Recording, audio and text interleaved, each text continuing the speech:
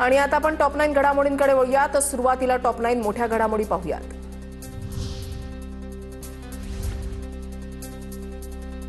फोडाफोडीवरून होणाऱ्या वादानंतर शिंदे चव्हाण एकाच कार्यक्रमात. केडीएमसीच्या सावळाराम क्रीडा संकुलाच्या भूमिपूजनाच्या कार्यक्रमात एकनाथ शिंदे, रवींद्र चव्हाण, श्रीकांत शिंदे आणि उदय सामंत उपस्थित.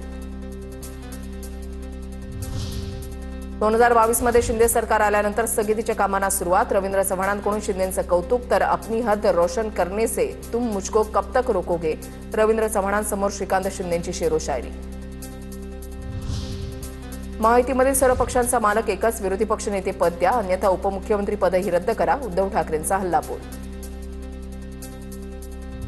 एकनाथ शिंदेंनी घेतलेल्या भूमिकेमुळेच भाजप सत्तेमध्ये आली आणि भाजपची ताकद वाढली, शंभूराज देसाईंचं विधान.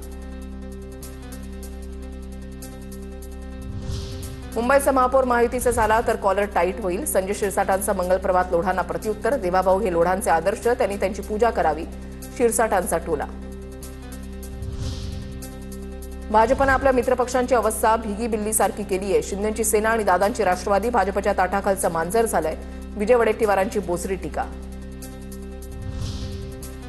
देवाभाऊ सगळे पक्ष चालवत असतील पण जनता त्यांना मानत नाही, मंगलप्रभात लोढांच्या वक्तव्यावरून राजू शेट्टींचा मुख्यमंत्र्यांना टोला. कोणत्याही परिस्थितीमध्ये मुंबईचा महापौर भाजपचा करायचा, राज्यातील भाजप नेत्यांना दिल्लीमधील आकांक्षी आदेश. लोढांच्या वक्तव्यानंतर विजय वडेट्टीवार यांचा निशाणा.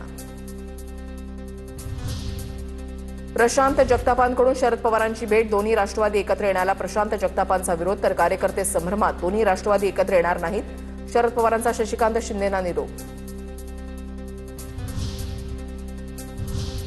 आता पाहूया टॉप 9 मोठ्या राजकीय बातम्या. दोन्ही पक्षांना गिळल्याशिवाय आता हा अॅनाकोंडा थांबणार नाही. भाजपमधील शिंदेंची सेना आणि अजित पवारांच्या राष्ट्रवादीमधील पक्षप्रवेशांवरून उद्धव ठाकरेंचा निशाणा. उद्धव ठाकरे हिरवा साप असून त्यांनी स्वतःचा पक्ष गळला. ठाकरेंना झोपेतही एकनाथ शिंदे दिसतात. खासदार नरेश म्हस्केंची ठाकरेंवर टीका.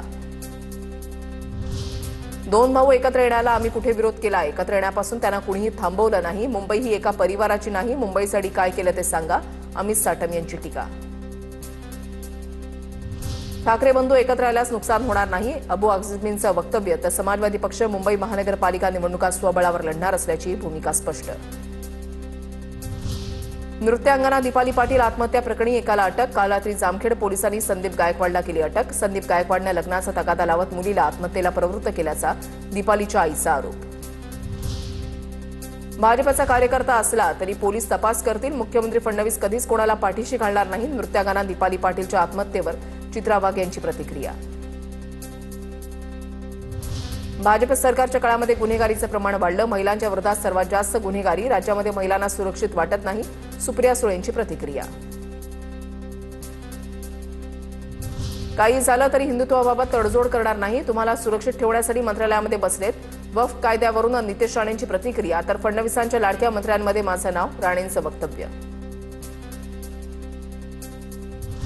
बांगलादेशी रोहिंग्याला मालवणीमध्ये राहू देणार नाही, मालाड मालवणी असलम शेख यांनी बनवलं आहे का, मंगलप्रभात लोढांचं वक्तव्य. तर बेकायदेशीरपणे कुणीही वास्तव्य करायला नको, असलम शेख यांची प्रतिक्रिया.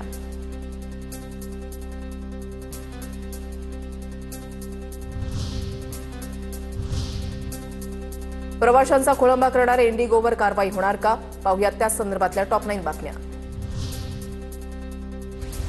इंडिगो विमान रद्द प्रकरणाचा स्वतः पाठपुरावा करणार, केंद्रावर दबाव आणण्यासाठी षडयंत्र आहे का हे बघावं लागेल, उदय सामंतांकडून शंका व्यक्त. इंडिगोची सेवा ठप्प कशी झाली, चौकशी झाली पाहिजे, इंडिगोवर सरकारनं कारवाई करावी, सुप्रिया सुळेंची मागणी. इंडिगोचं विमान रद्द झाल्यानंतर तिकिटाचे पूर्ण पैसे मिळणार, ज्या पेमेंट मोडनं पेमेंट झालं त्यानुसार रिफंड मिळणार. 5 डिसेंबर ते 15 डिसेंबरची रद्द झालेल्या फ्लाईट्स आणि रिशेड्यूलवर पूर्ण सूट असणार. नागरी विमान वाहतूक मंत्रालयाकडून भारतामधील प्रवासासाठी दर निश्चित, सर्व विमान कंपन्यांना ठरवून दिलेल्या किमतीतच तिकीट दर घ्यावे लागणार. वाढत्या विमान तिकिटाला आळा घालण्यासाठी सरकारचा निर्णय. इतर विमान कंपन्यांनी मर्यादेपेक्षा जास्त दर न आकारण्याच्या सरकारच्या सूचना. इतर कंपन्यांच्या तिकीट दरामध्ये विक्रमी वाढ, तिकीट दर मर्यादेचं काटेकोरपणे पालन करा, नागरी उड्डाण मंत्रालयाकडून आवाहन.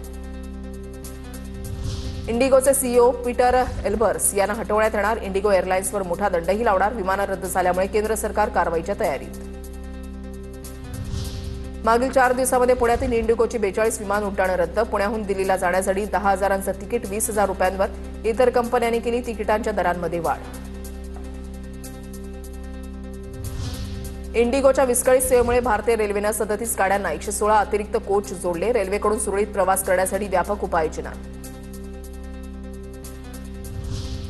दक्षिण मध्य रेल्वेकडून 4 विशेष गाड्या. हैदराबादहून चेन्नई, मुंबई आणि कोलकाताकडे जाणाऱ्या प्रवाशांची अतिरिक्त गर्दी कमी करण्यासाठी विशेष गाड्यांचं नियोजन. रेल्वेकडून निवेदन जारी.